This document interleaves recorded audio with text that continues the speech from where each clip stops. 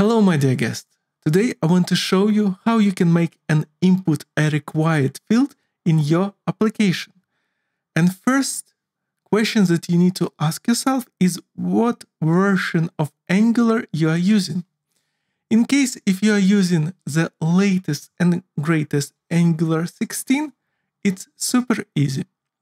Just add required true to your input field. And in case the user forget to pass this required field, he will get a very informative message with what is missing and also component in which this required field is missing. Even the line where you should add this required field. So it's pretty nice feature in Angular 16.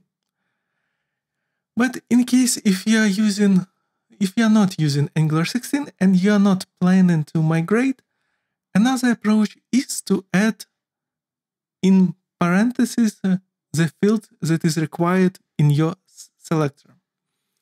The problem with this approach is the message is not informative at all. It's very difficult to understand where the problem is. A lot of people are not using this approach because it creates more problems than it solves. Let's look into example with Angular 16. I've already created a pop-up component with title as a required field. What people need to understand is it just checks that we are passing this title. So if I remove, I will get an error that required input title, I need to pass it.